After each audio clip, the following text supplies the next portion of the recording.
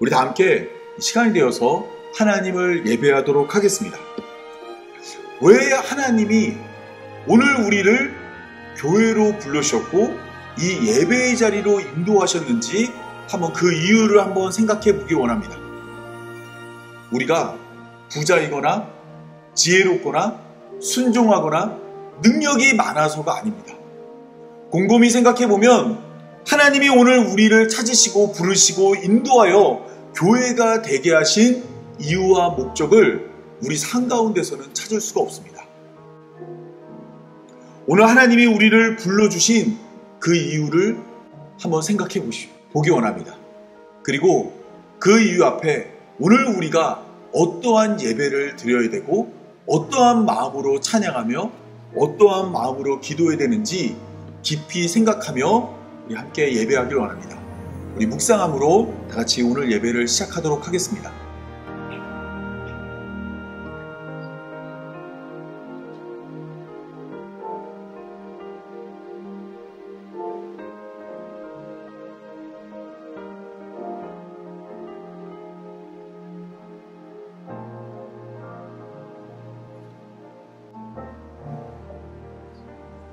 거룩하신 아버지 하나님, 아무리 생각하고 생각해도 하나님께서 우리를 선택할 이유가 없고 또한 우리가 교회가 되어 구원받는 성도 될 이유가 없음을 잘 알고 있습니다. 세상 사람들을 한 줄로 세워놓으면 우리의 자리는 앞쪽이 아니라 분명히 뒤에 있을 것입니다.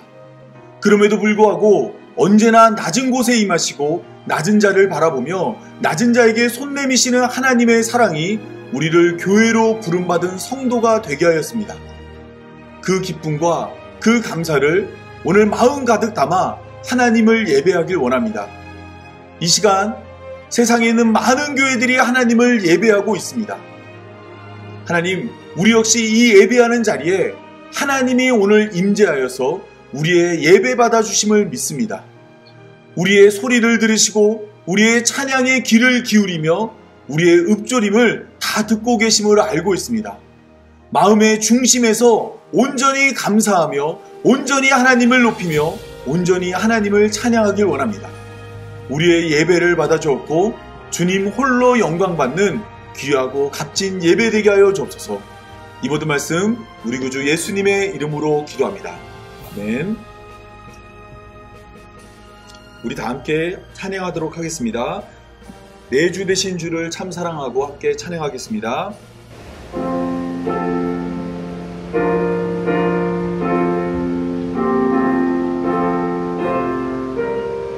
우리 가사를 생각하며 우리 함께 찬양하겠습니다. 내 주 되신 주를 참 사랑하고 곧 그의 죄를 다 고합니다. 그 은혜를 주신 내 예수시니 이전보다 더욱 사랑. 우리 다시 한번 고백하겠습니다. 내 주 되신 주를, 내 주 되신 주를 참 사랑하고 곧 그에게 죄를 다 고합니다. 그 은혜를 주신 내 예수시니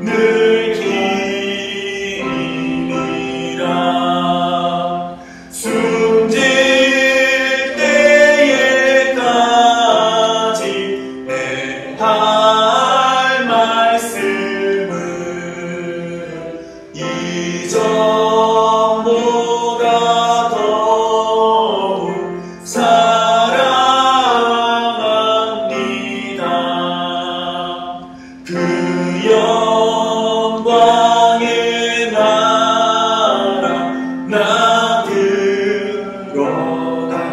들어가서 그 풍성한 은혜 늘 감사리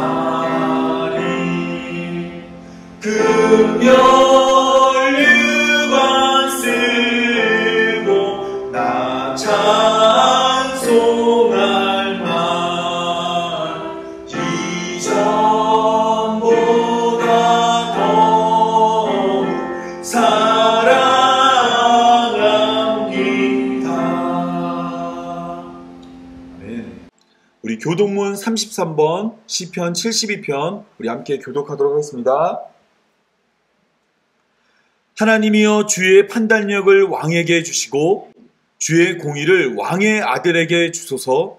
그가 주의 백성을 공의로 재판하며 주의 가난한 자들을 정의로 재판하니 의로 말미암아 산들이 백성에게 평강을 주며 작은 산들도 그러하리로다. 그가 가난한 백성의 억울함을 풀어주며 궁핍한 자의 사소를 구원하며 압박하는 자를 꺾으리로다. 그들이 해가 있을 동안에도 주를 두려워하며 달이 있을 동안에도 대대로 그리하리로다. 그는 맹불 위에 내리는 비같이 땅을 적시는 소낙비같이 내리리니 그의 날에 의인이 흥왕하여 평강의 풍성함이 달이 닿을 때까지 이르리로다. 그가 바다에서부터 바다까지와 강에서부터 땅끝까지 다스리니 우리 다 같이 읽겠습니다. 모든 왕이 그의 앞에 부복하며 모든 민족이 다 그를 섬기리로다. 아멘. 우리 예수를 나의 구주 삼고 함께 찬양하겠습니다.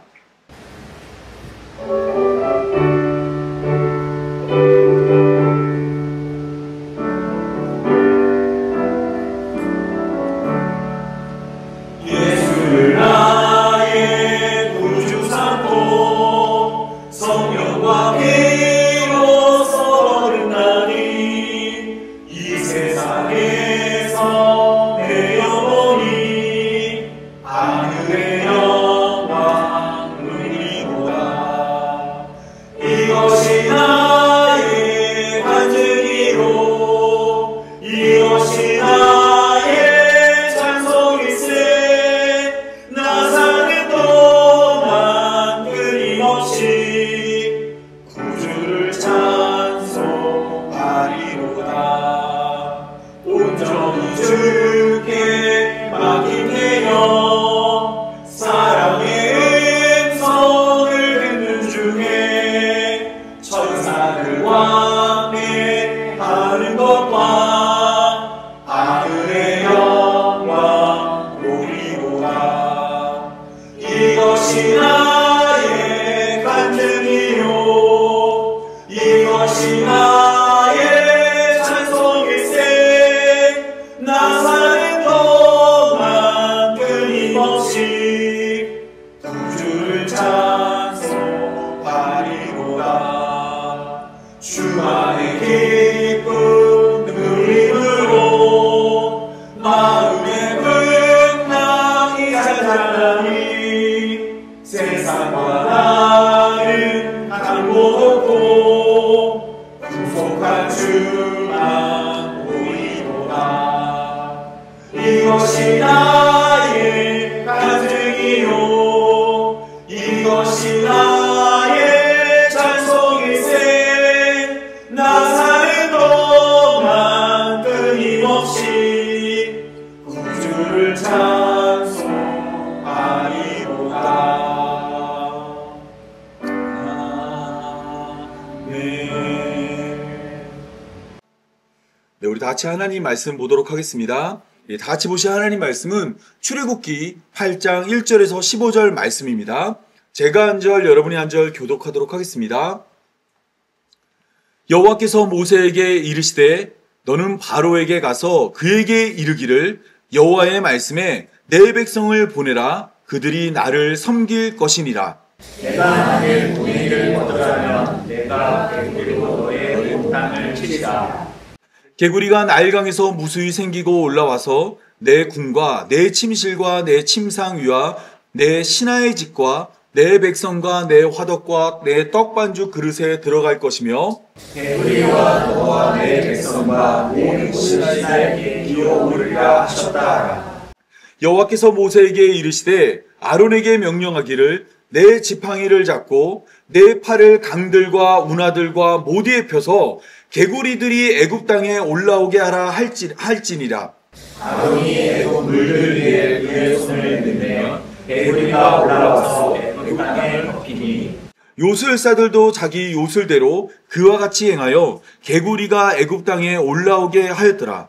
바로가 모세와 아론을 불러 이르되 여호와께 구하여 나와 내 백성에게서 개구리를 데려다게 하라. 내가 네 백성을 보내리니 그들이 여호와께 제사를 드릴 것이다.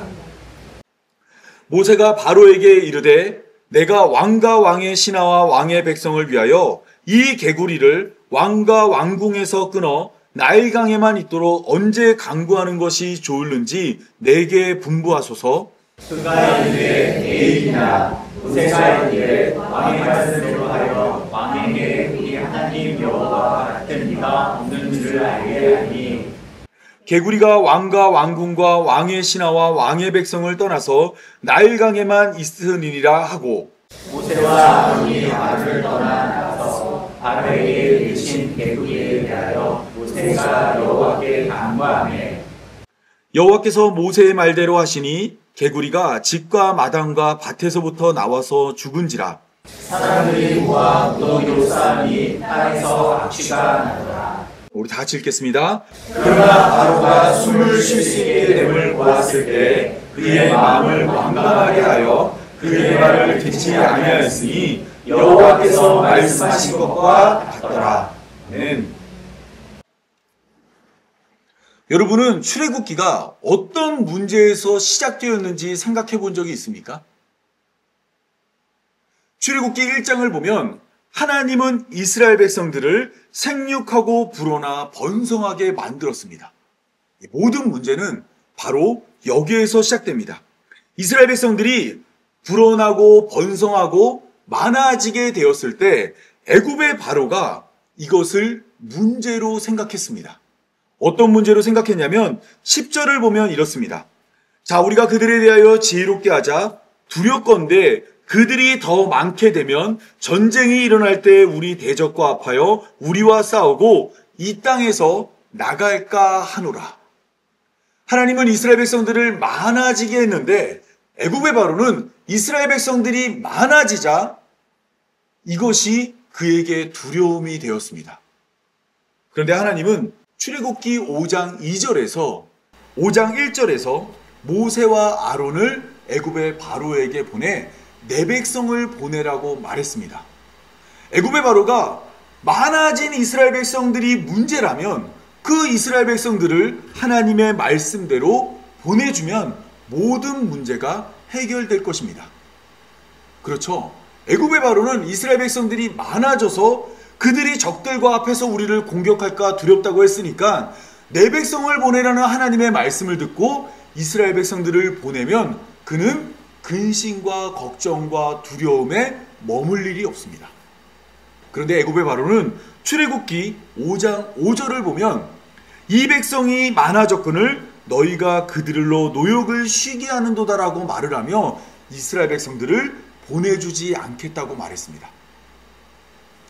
하나님께서 문제를 해결할 수 있는 방법을 알려줬는데 애굽의 바로는 그 하나님의 명령을 따르지 않은 거예요. 왜 안 따랐을까요? 문제를 해결할 수 있지만 자신이 많은 노동력을 가진 것을 잃기가 싫었기 때문입니다. 그 결과 바로는 오히려 더 큰 걱정과 근심에 시달리게 됩니다. 이번 주 본문은 바로 이러한 바로의 불순종을 개구리 재앙을 통해 보여줍니다. 이 개구리는 애굽에서 번영과 풍요를 상징하는 동물이었지만 하나님께서 그것을 넘치도록 많아지게 함으로 오히려 이것을 심판의 도구로 바꾸었습니다. 축복이라 여겼는데 그것이 오히려 저주가 되어 애굽을 멸망으로 이끈 것입니다. 오늘 본문은 이 이야기를 통해 잘못된 축복에 사로잡혀 저주 아래 살아가는 우리의 모습을 드러냅니다. 그러므로 우리는 오늘 본문의 말씀을 통해 어떻게 우리는 이러한 저주에서 벗어나 하나님의 참된 복에 이르는지 살펴봐야 합니다.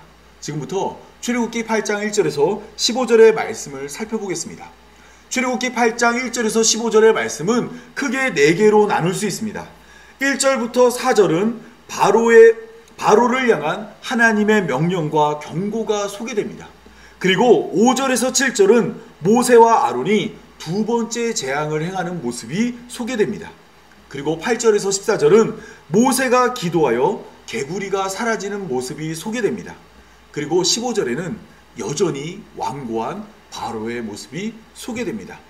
먼저 우리 첫 번째인 1절에서 4절의 말씀을 살펴보겠습니다. 하나님은 두 번째 재앙을 일으키기 전 모세와 아론을 애굽의 바로에게 보냈습니다. 그리고 모세는 바로에게 이렇게 말을 합니다. 여호와의 말씀에 내 백성을 보내라. 그들이 나를 섬길 것이니라. 오늘 본문에 등장하고 있는 내 백성을 보내라는 말은 출애굽기 안에서 모두 7번 나타납니다. 성경에서 숫자 7은 완전수입니다. 부족함 없이 가득 찬 것을 표현할 때 숫자 7을 사용합니다. 때문에 하나님이 7번이나 내 백성을 보내라 말씀하신 것은 이스라엘 백성들을 향한 하나님의 마음이 어떠한지를 보여주고 있습니다. 하나님의 마음에는 이스라엘 백성들을 구원하려는 마음이 부족하지 않고 가득 차 있었습니다. 하나님은 이러한 마음으로 애굽에서 종살이 하던 이스라엘 백성들을 애굽에서 건져냈습니다. 애굽의 바로가 10번이나 마음을 바꿔 이스라엘 백성들을 보내주지 않으려 할 때 하나님은 그 마음 가운데 가득 차 있는 내 백성을 살리고 싶은 그 마음으로 포기하지 않고 끝까지 애굽의 바로를 압박하여 이스라엘 백성들을 애굽에서 건져냈습니다. 우리의 구원도 마찬가지입니다. 하나님에게는 우리를 구원하고자 하는 마음이 부족하지 않고 가득 차 있습니다.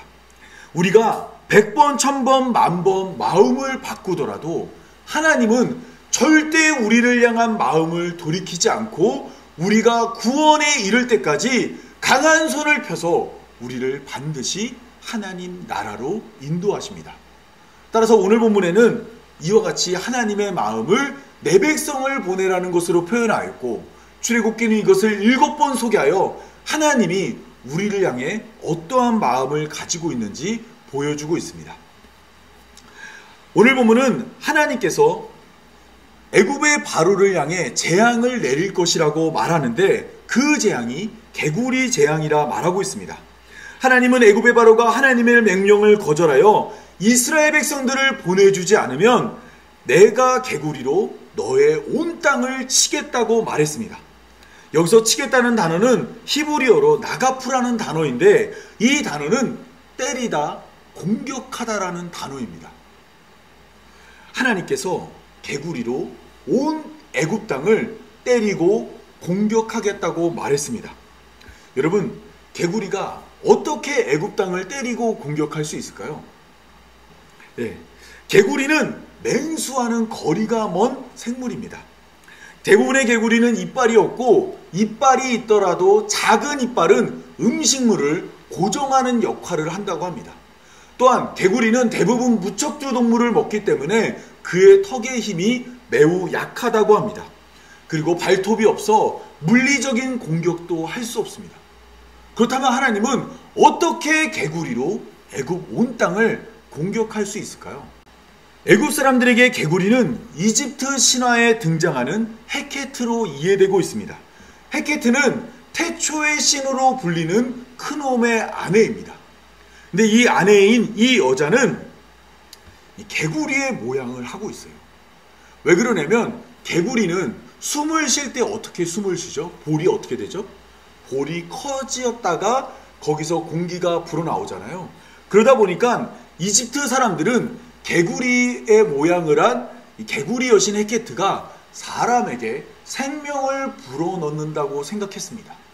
그리고 개구리는 한번 알을 낳으면 적게는 수백 개, 많게는 수천 개의 알을 낳습니다. 때문에 이 헤케트, 이 개구리 여신이 많은 출산을 담당하는 역할을 한다고 생각했습니다. 또한 이집트 문헌에 의하면 헤케트가 부활과도 관련되어 있는 신으로 소개되고 있습니다.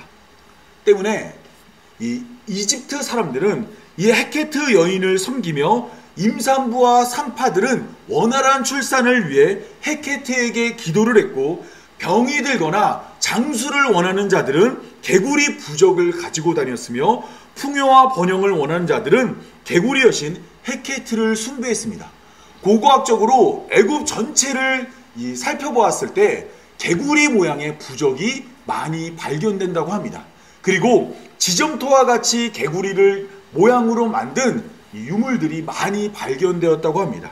이것은 이 개구리가 단순한 개구리가 아니라 애굽 사람들에게는 신적 존재이며 신성한 동물이며 그들을 풍요와 번영으로 이끄는 신이라고 생각을 했던 것입니다.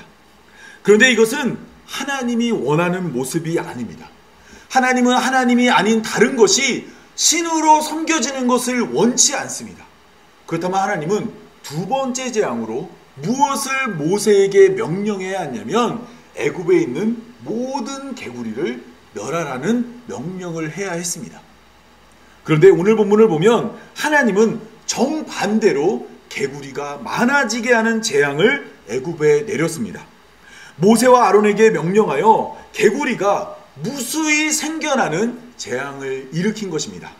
여기서 무수히 생겨나다라고 말하는 단어는 히브리어로 사라치라는 단어인데, 이 단어는 출애굽기에서 딱 두 번만 나와요.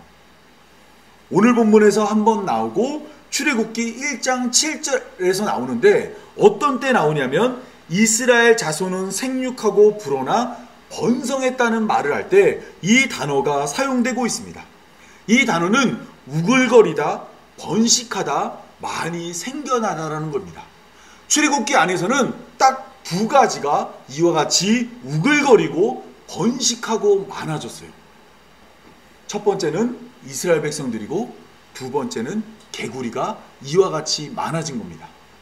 그렇다면 이 단어가 나오면서 이 출애굽기 안에서 많아졌다라고 표현되고 있는 많아졌다고 표현되고 있는 이스라엘 백성과 개구리가 많아지면 애굽의 바로에게는 좋은 것일까요? 나쁜 것일까요?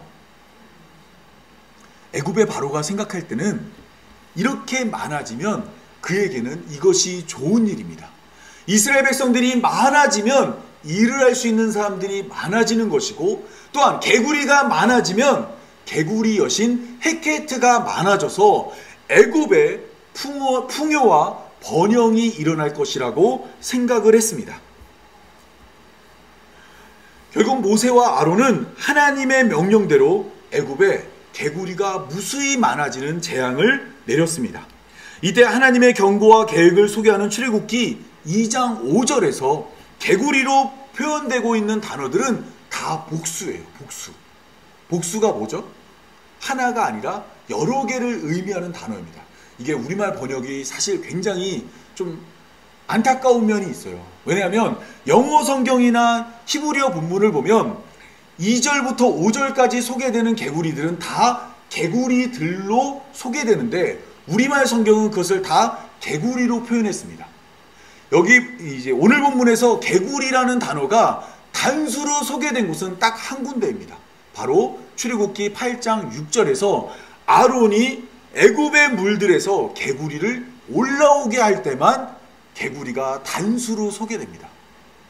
그렇다면 아론이 애굽에서 개구리 재앙을 일으킬 때 나온 개구리는 물에서 나온 개구리는 여러 마리였을까요? 한 마리였을까요? 오늘 본문만 보면 아론은 애굽의 물들에서 개구리 한 마리를 올라오게 했습니다. 그런데 이 개구리가 빠르게 번식하여 애굽 온 땅을 가득 덮게 된 것입니다. 왜 성경이 이와 같은 방법으로 두 번째 재앙이 일어나게 했냐면 개구리의 번식력과 당시 애굽 사람들이 개구리를 통해 섬겼던 헤케트에 대한 이미지가 어떠했는지를 보여주고 있습니다. 애굽 사람들은 개구리가 엄청난 번식력 가진 것을 알고 그러한 번식력 때문에 개구리를 신으로 섬겼고 개구리의 여신 헤케트라는 존재가 있다는 것을 믿고 살았어요. 그래서 아론은 한 마리의 개구리를 올라오게 한 후에 그것이 빠르게 번식하여 애굽 온 땅을 덮게 만들었습니다. 그러자 첫 번째 제왕 때와 같이 애굽의 요술사들도 이와 같은 일을 하였습니다. 애굽의 요술사들도 물들 가운데서 개구리가 올라오게 한 것입니다. 여러분 기억나세요? 첫 번째 재앙 때 애굽의 요술사들이 물이 피가 되게 하는 능력을 행했죠. 그리고 애굽의 바로가 그것을 보고 모세가 행했던 물이 피가 되게 하는 능력은 하나님의 능력만이 아니라 우리 애굽의 신들도 할 수 있는 별거 아니구나. 그 놀라운 일이 아니구나 라는 생각을 했었죠. 그래서 애굽의 바로는 이것에 관심을 두지 않고 그냥 궁으로 돌아갔습니다. 그런데 오늘 본문을 보면 애굽의 요술사들이 그들의 요술로 개구리가 물에서 올라오게 했습니다. 그러면 애굽의 바로는 이번에 어떤 결정을 내릴까요? 첫 번째 제왕 때와 똑같이 이것은 하나님의 능력이 아니구나. 하나님은 별거 없구나. 우리 애굽의 신들도 할 수 있는 것을 하나님이 하시는구나 라고 생각할 수 있습니다. 그런데 오늘 본문은 그렇지 않습니다. 오늘 본문을 보면 애굽의 바로는 모세와 아론을 찾아가서 이 개구리들이 우리 애굽에서 사라지게 해달라고 요구합니다. 애굽의 바로가 첫 번째 재앙 때는 물이 피가 되는 능력을 보고도 그와 같은 마음을 가지지 않았는데 두 번째 재앙 때는 개구리가 많아진 것을 보고 모세와 아론을 찾아가서 백성을 보낼 테니까 개구리 좀 없어지게 해달라고 말했어요. 왜 이런 결정을 내렸을까요? 맞습니다. 잘 보시면 오늘 본문 출애굽기 8장 3절을 보면 하나님은 이렇게 이야기하십니다. 개구리가 나일강에서 무수히 생기고 올라와 애굽의 바로의 궁과 바로의 침실과 바로의 침상 위에 올라가고 뿐만 아니라 바로의 화덕과 바로의 떡반죽 그릇에도 개구리가 올라갈 것이라고 말했습니다. 이것은 어떤 의미냐면 애굽의 바로가 온전히 잠을 잘 수 없게 만든다는 거예요. 그리고 애굽의 바로가 온전히 음식을 먹지 못하게 만들었다는 겁니다. 잠을 자려고 누웠는데 침대에 개구리가 쫙 누워있어요. 그리고 계속 개구개구 울겠죠. 잠을 잘 수가 없습니다. 음식을 먹으려고 화덕을 봤더니 화덕 안에 개구리가 가득해요. 떡반죽 그릇을 봤더니 그 위에도 개구리가 올라와 있습니다. 그래서 애굽의 바로는 잠도 잘 수 없고 먹을 수도 없는 상황이 된 겁니다. 그래서 애굽의 바로는 모세와 아론을 찾아가 이스라엘 백성들을 보낼 테니 개구리를 제발 없어지게 해달라고 말했습니다. 여러분 그런데 이상하지 않으세요? 우리 같으면 집에 개구리가 들어오면 어떻게 할까요? 여러분 우리 같으면 우리 집에 들어온 벌레나 곤충을 어떻게 할까요? 우리는 잡아서 죽이겠죠. 그런데 지금 잘 보면 애굽 사람들은 물론이고 애굽의 바로는 자기 침대 위에 개구리가 올라오고 밥그릇에 개구리가 올라와도 이것을 잡아 죽이지 않았어요. 왜 안 죽였을까요? 개구리는 뭘 상징한다 그랬죠? 여신 헤케트를 상징한다 그랬고 헤케트가 주는 것은 무엇이냐면 풍요와 번영이니까 내가 지금 괴롭더라도 이것을 잡아 죽이면 나에게서 번영과 풍요가 사라질 거라고 생각했던 겁니다. 그래서 나의 삶을 괴롭게 하더라도 나는 절대로 이 개구리를 죽일 수 없는 거예요. 여러분 너무 미련하지 않아요? 애굽의 바로는 정말 미련하지만 이러한 결정을 하고 개구리를 죽이지 않은 겁니다. 그리고 모세와 아론을 찾아가서 이 개구리를 없애달라고 이야기했습니다. 그러자 이 모세가 물어봅니다. 이 개구리를 왕과 왕궁에서 끊어 나일강에만 머물 수 있도록 언제 강구하는 것이 좋을는지 내게 분부하소서. 지금 집에 문을 열면 개구리가 쏟아져요. 그러면 여러분 같으면 언제 이 개구리가 없어지게 해달라고 말할까요? 지금 당장 이 개구리가 사라지게 해달라고 말할 겁니다. 근데 애굽의 바로는 내일이라고 이야기합니다. 여러분, 애굽의 바로는 결국 내일 개구리를 없애달라고 이야기했습니다. 하루 동안 기다리면서 개구리가 자연적으로 없어지지 않을까 관찰했는데 개구리가 없어지지 않을 거예요. 이때 모세는 내일 개구리를 없애줄 거라고 이야기하며 애굽의 바로에게 이렇게 이야기합니다. 우리 하나님 여호와와 같은 이가 없는 줄을 이 일을 통해 알게 될 것이라고 말했습니다. 오늘이 아니라 바로가 원하는 그때 개구리를 없애줌으로 말미암아 하나님 여호와와 같은 이가 없다는 것을 애굽의 바로가 알게 된다고 이야기했어요. 왜 이렇게 이야기했을까요? 지금 애굽의 신들은 개구리가 물에서 나오게 하는 능력을 보고 그들도 동일하게 개구리가 물에서 나오게는 할 수 있습니다. 애굽을 멸망과 파멸로 이끄는 일은 하나님 아닌 애굽의 신들도 할 수 있어요. 그러나 개구리가 다시 물속으로 들어가서 애굽의 구원을 선포하는 것은 애굽의 신들은 할 수가 없는 겁니다. 요술사들은 그들의 요술로 애굽을 어렵게는 만들 수 있지만 애굽을 구할 수 없는 거예요. 애굽을 구할 수 있는 사람은, 애굽을 구할 수 있는 분은 누구밖에 없어요? 하나님 한 분밖에 없는 겁니다. 그래서 모세는 이 일을 통해서 애굽의 바로가 우리 하나님과 같은 분이 이 세상에 없음을 알게 될 것이라고 이야기했습니다.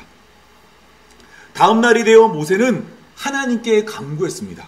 그러자 모든 개구리가 사라지게 되었습니다. 개구리들이 집과 마당과 밭으로부터 나와서 다 죽었습니다.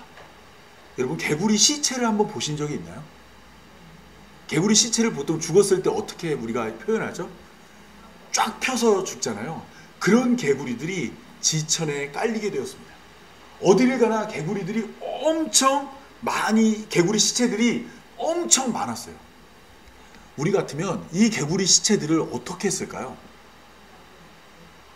어떻게 하는 거죠? 말려서 이제 음식으로. 참고로 당시에는 개구리를 먹지 않았어요. 왜냐하면 여신이라고 생각했기 때문에 개구리 요리를 하지 않았다고 합니다. 이 애굽 사람들은 죽은 개구리를 강에 버리거나 불에 태우지 않았습니다. 죽은 개구리를 한 곳에 모아 쌓아두었어요. 왜 그랬을까요?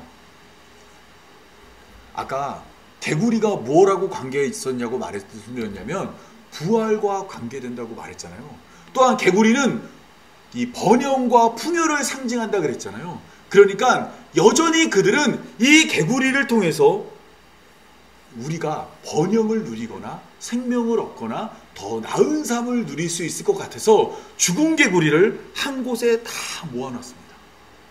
그랬더니 어떤 일이 벌어졌냐면 그 개구리가 썩기 시작했고, 그리고 그 개구리로부터 생명이 아니라 무엇이 풍기게 되었어요? 악취가 풍겨나게 된 것입니다.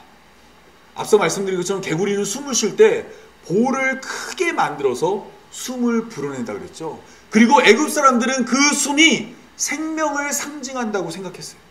그런데 죽어버린 개구리는 생명을 애굽 사람들에게 주는 것이 아니라 뭘 애굽 사람들에게 내어줘요? 악취를 내어주었다라는 겁니다. 애굽의 바로는 모세와 아론의 말을 따라 이제 이스라엘 백성들을 보내주려 했습니다.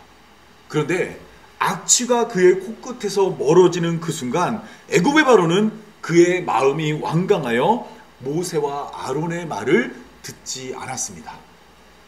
정말 이 지독한 녀석이죠. 네. 첫 번째 재앙에도 불구하고, 그리고 두 번째 재앙에도 불구하고 애굽의 바로는 마음을 완강하게 하여 하나님의 뜻을 따르지 않았습니다.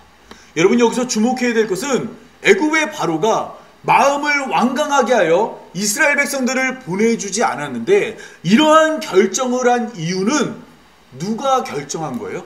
이러한 결정은 누가 결정한 거예요? 하나님이 바로의 마음을 강팍하게 한 거예요? 아니면 지금 애굽의 바로가 자기 마음을 스스로 강팍하게 만든 걸까요? 오늘 본문만 보면 애굽의 바로가 자기 마음을 완강하게 만든 것입니다. 첫 번째 재앙부터 다섯 번째 재앙까지 나오는 표현들을 보면 다 애굽의 바로가 자기 마음을 스스로 완강하게 만듭니다. 하나님이 애굽의 바로의 마음을 강팍하게 만드는 것은 여섯 번째 재앙부터입니다. 이것이 무엇을 말하고 있냐면 애굽의 바로가 하나님의 뜻을 거절하고 거부하고 따르지 않은 것은 하나님이 애굽의 바로에게 없는 마음을 주어서가 아니에요.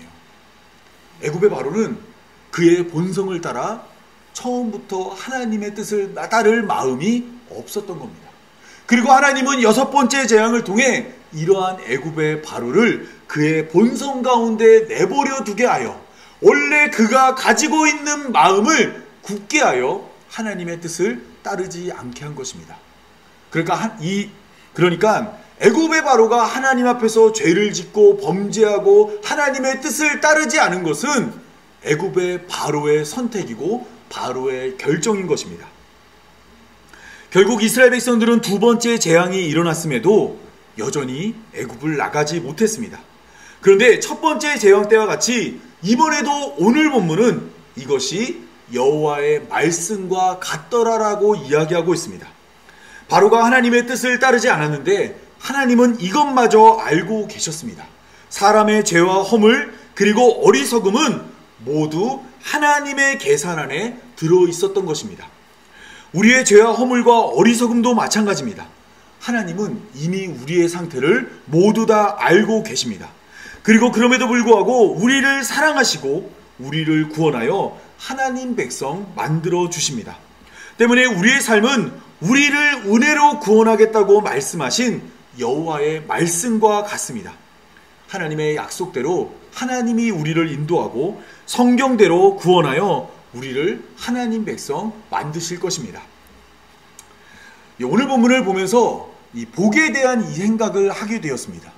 일반적으로 많은 사람들은 많이 가지는 것을 복을 받았다고 생각합니다. 돈이나 명예나 권력이 많아지면 복을 받았다고 말합니다.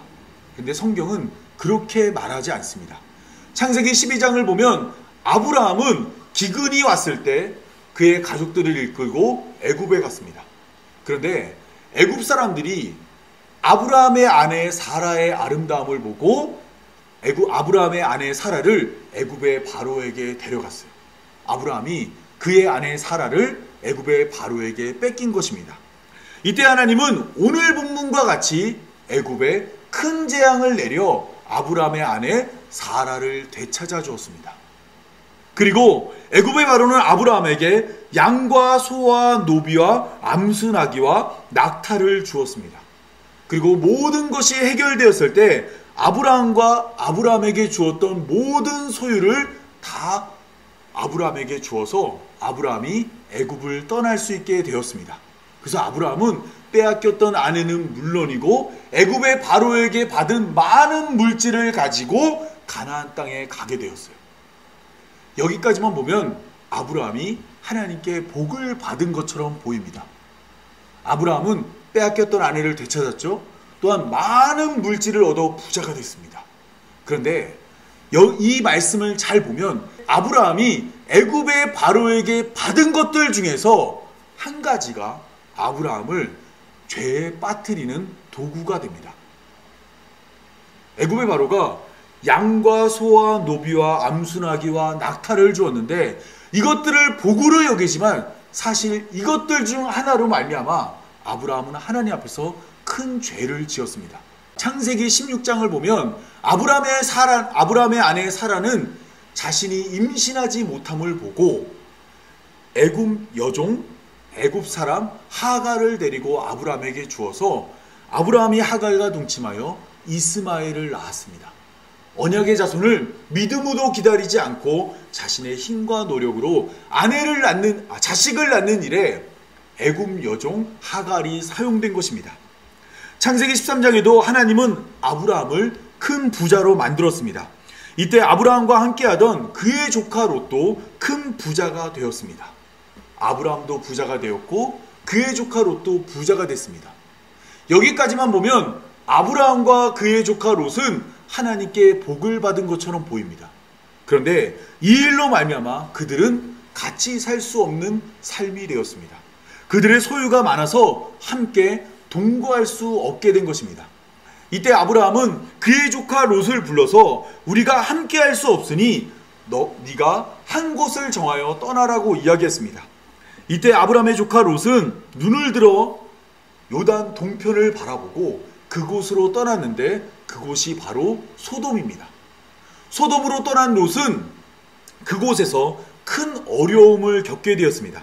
전쟁에 휘말려 포로가 되었고 또한 소돔이 하나님의 심판으로 말미암아 멸망에 이르므로 롯은 나중에는 산속 동굴에 거하는 삶이 되었습니다. 부자가 되면 많은 것을 소유하면 많은 것을 가지게 되면 그것이 복인 줄 알았는데 롯에게는 그것으로 이 많은 것을 가짐으로 말미암아 아브라함과 함께할 수 없게 되었고 또한 아브라함과 함께할 수 없으며 하나님과 멀어져 결국에는 처참한 인생의 마지막을 맞이하게 된 것입니다. 아브라함의 아들 이삭도 그가 살던 날에 기근을 만나게 되었습니다. 족장사를 잘 보면 이 족장들은 기근이 오면 항상 애굽에 가려고 해요. 애굽은 먹을 것이 항상 풍부했거든요. 이삭도 애굽에 가기 위해 그랄이라는 곳에 머물렀습니다. 그런데 그때 하나님이 이삭에게 나타나서 이렇게 말씀하십니다. 애굽으로 내려가지 말고 내가 내게 지시하는 땅으로 가라고 이야기했습니다. 여기서 하나님이 지시하는 땅은 어디냐면 바로 가나안 땅입니다. 하나님은 이삭에게 애굽으로 가지 말고 가나안 땅으로 가라고 명령했어요. 그런데 이삭은 하나님의 명령대로 애굽에 가지 않았어요. 이거 잘한 일이죠. 그런데 이삭은 동시에 하나님이 가라고 한 가나안 땅으로 가지도 않았습니다. 지금 그가 서 있는 그랄에 정착하여 농사를 짓고 계속해서 여기 살기로 마음을 먹은 것입니다. 이삭은 애굽도 안 갔지만 하나님이 가라고 한 곳도 가지 않았어요. 그렇다면 하나님은 이러한 이삭을 내버려 두면 안 되죠. 그래서 하나님이 이삭에게 무엇을 주었냐면 복을 주어 그가 농사를 지었을 때 100배의 결실을 얻게 했습니다. 100배의 결실. 씨를 하나 넣었는데 그게 100배가 된 거예요.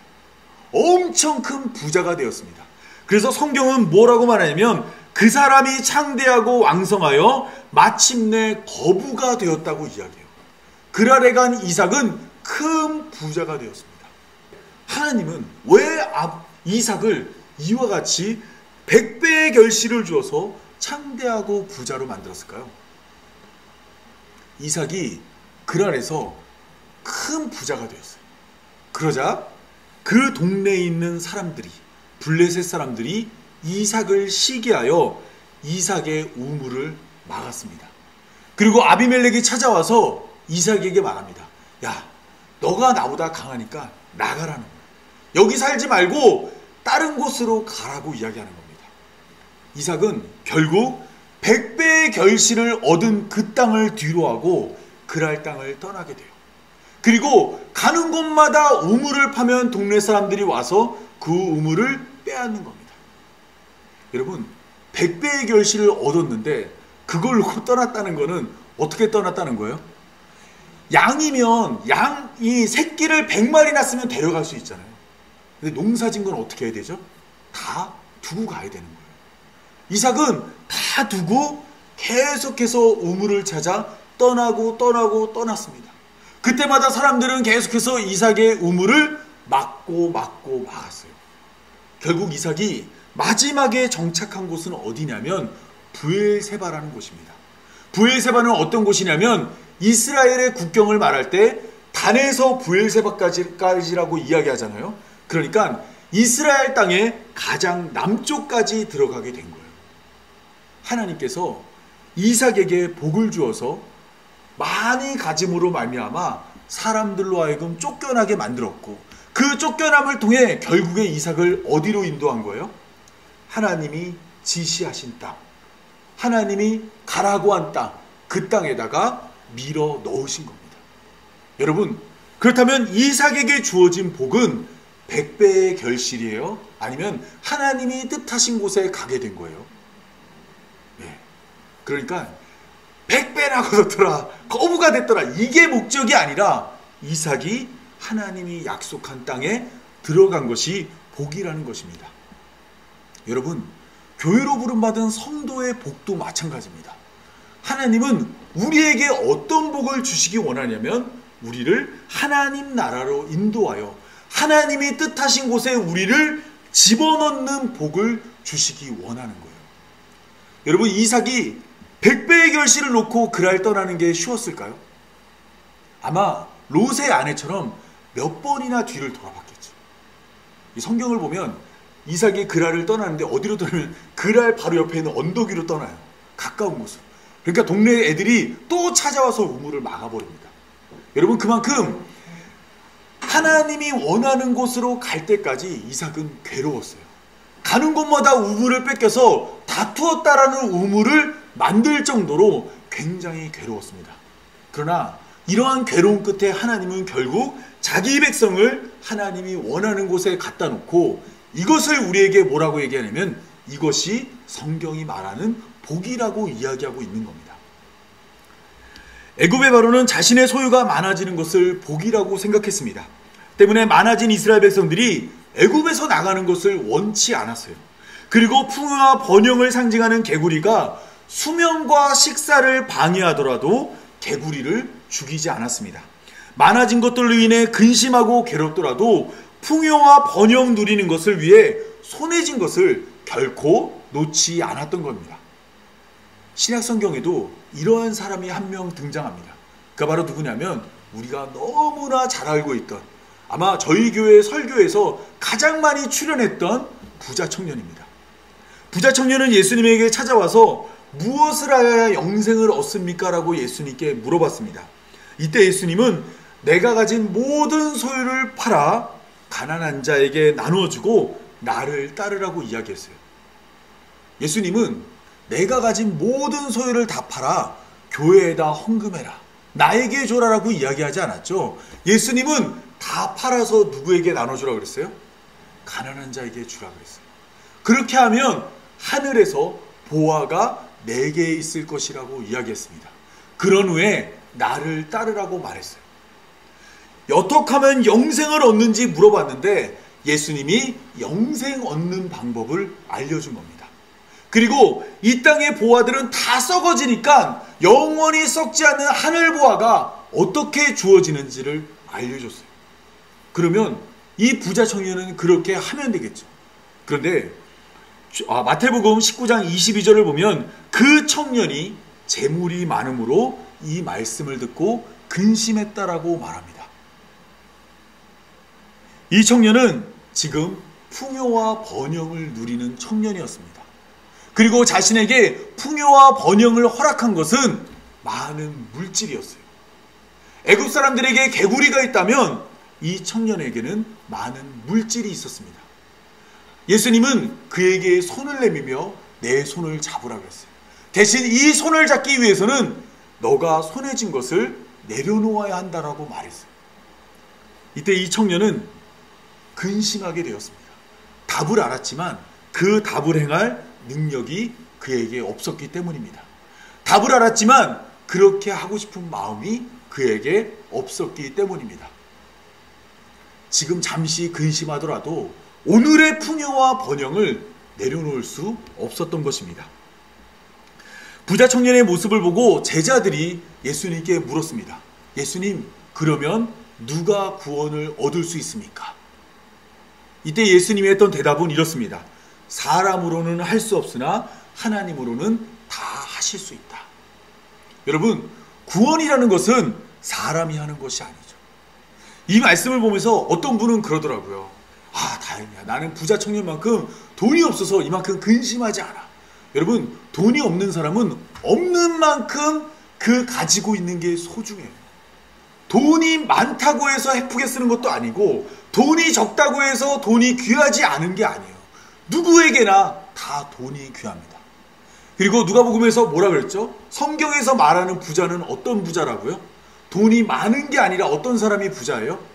돈을 좋아하면 부자예요. 돈을 좋아하는 게 부자예요. 그러면 우리는 다 어떤 사람이에요? 부자죠, 부자. 제가 여러 번 말씀드렸죠? 돈이 없는 부자입니다. 네. 특별히 이제 민규 같은 경우는 청년이잖아요. 그럼 부자 청년이 되는 거죠. 네. 여러분, 이처럼 우리는 다 부자입니다. 때문에 우리가 하나님 나라에 들어가는 것은 낙타가 바늘길을 통과하는 것보다 어렵습니다. 그래서 예수님은 사람으로는 못한다는 거예요. 우리는 죽을 때까지 우리의 번영과 풍요를 위해서 우리가 손에 쥔 것을 못 놓습니다. 그래서 하나님은 우리에게 예수님을 보내준 거예요. 사람으로는 할 수 없으니까 하나님으로는 하시겠다 그래서 예수님을 우리에게 보내주셨습니다. 그리고 이 땅에 오신 예수님은 마태복음 13장 44절이 말하고 있는 것처럼 감추인 밭에서 보화를 발견한 사람이 기뻐하며 돌아가서 자기의 소유를 다 팔아 그 밭을 사는 것처럼 자신의 생명을 주어 우리를 구원하십니다. 이 마태복음에는 보화라는 단어가 딱 2번 나옵니다. 마태복음 19장과 마태복음 13장이에요. 그런데 마태복음 19장에 나와 있는 부자 청년은 보화를 발견하고 집으로 돌아갈 때 어떻게 돌아갔어요? 근심하며 돌아갔죠. 그런데 마태복음 13장에 나와 있는 감추인 밭에서 보화를 발견한 사람은 집으로 돌아갈 때 어떻게 돌아가요? 기뻐하며 돌아가죠. 여러분, 그렇다면 여기서 말하고 있는 감추인 밭에서 보화를 발견한 사람은 누구일까요? 아까 예수님이 말씀하셨죠? 사람은 못한다 그랬어요. 하나님이 하신다 그랬죠. 마태복음 13장 44절에서 감추인 밭에서 보화를 발견한 사람은 우리가 아닙니다. 예수님께서 세상이라는 이 밭에서 우리를 보화로 발견하시고 우리를 발견하신 후에 너무너무 기뻐서 집으로 돌아가 자신의 소유를 다 팔아 그 밭을 삼으로 우리를 소유하는 겁니다. 이를 위해서 예수님은 십자가에 달리셨어요. 다 팔기 위해서 자신의 생명마저 내려놓으신 겁니다. 그리고 그러므로 말미암아 그 밭을 사시고 우리를 소유한 거예요. 여러분, 이 말씀을 보면 얼마나 하나님이 우리를 원하시는지 보이시나요? 하나님은 우리를 소유하기 위해서 세상을 창조하시니가, 세상을 만드시니가 자신의 생명을 주었습니다. 이게 바로 성경이 말하는 복이에요. 여러분, 우리가 하나님께 무엇을 받은 거예요? 하나님을 받은 거예요. 하나님의 전부를 받은 겁니다. 하나님이 우리에게 자신의 생명을 내어준 거예요. 지금 우리는 자꾸 오늘의 현실에서 내가 무엇을 받고 있는지 잊고 살아갑니다. 주머니가 얇고 남들보다 적게 가졌고 좁은 집, 빠르지 않은 차, 안정적이지 못한 삶으로 인해서 괴롭고 힘들고 불평하며 살고 있지만 하나님은 우리에게 자신의 전부를 내어주었습니다. 그리고 우리를 어디로 인도하고 있다고 말하고 있냐면 하나님과 영원히 함께하는 하나님 나라로 우리를 이끌고 있는 것입니다. 오늘 보면은 애굽 사람들이 풍요와 번영으로 여기는 개구리를 많아지게 하여 애굽 사람을 심판한 2번째 재앙을 살펴보았습니다. 그러니까 오늘 본문은 애굽 사람들이 풍요와 번영으로 여기는 개구리가 많아지게 함으로 하나님이 애굽을 심판하였다고 말하고 있어요. 하나님은 하나님 아닌 것을 원하는 자들에게 그것을 차고 넘치게 주세요. 민수기 11장을 보면 출애굽한 이스라엘 백성들이 애굽을 그리워하며 하나님에게 고기를 달라고 이야기했습니다.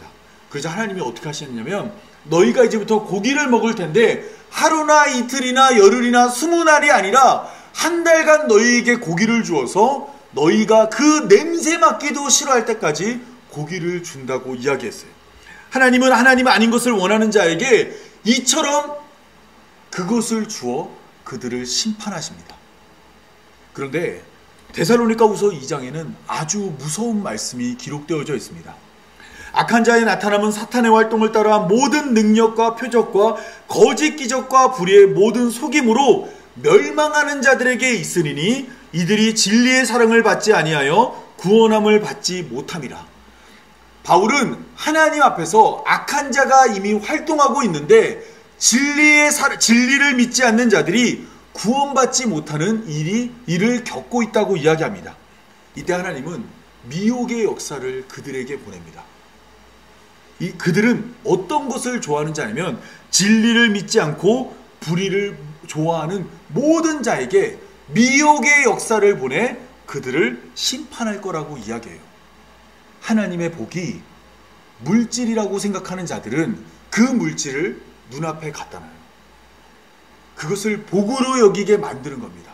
때로는 그 물질을 줄 때도 있고 줄 것처럼 하여서 그 물질에 빠져들게 만드는 겁니다. 또한 누군가에게는 명예를 원하는 자에게는 명예를 눈앞에 두어서 명예를 쫓게 만드는 거예요. 명예를 줄 때도 있고 명예를 줄 것처럼 하여서 그를 심판으로 인도하는 겁니다. 쾌락을 쫓는 자에게는 쾌락을 눈앞에 두어서 쾌락으로 그를 심판하게 만듭니다. 여러분 잘 한번 생각해 보세요.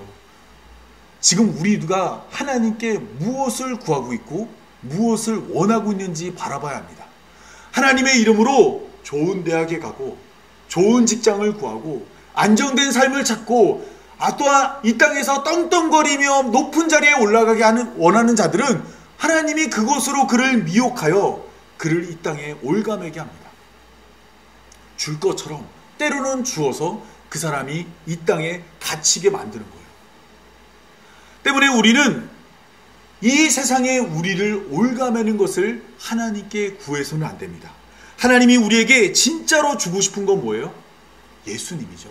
그렇다면 우리는 하나님께 무엇을 원해야 될까요? 예수님을 원하고 예수님을 바라고 예수님을 달라고 말해야 돼요.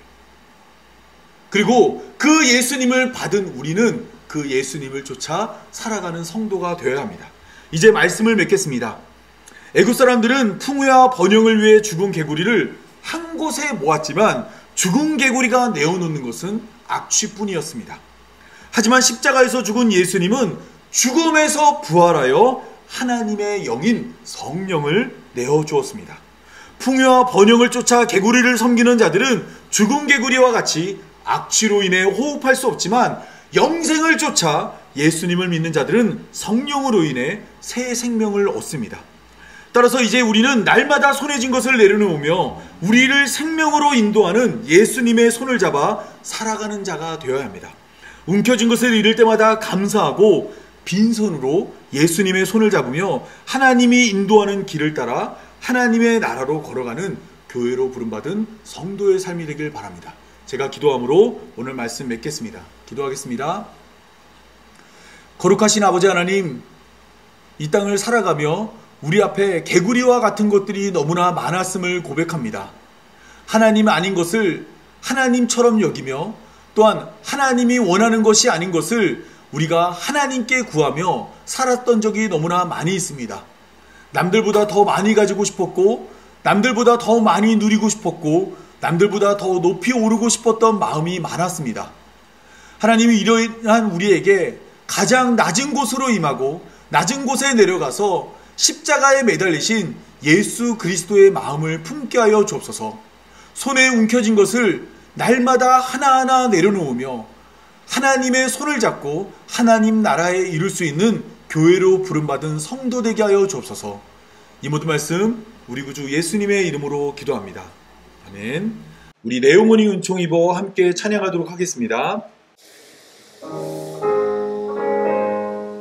우리 가사를 생각하며 한 절 한 절 우리의 마음의 고백을 하나님께 고백하기 원합니다.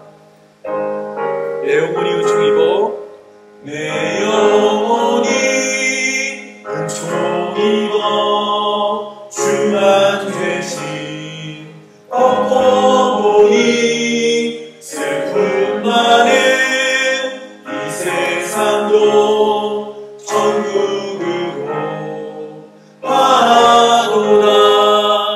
할렐루야 찬양하세. 내 모든 죄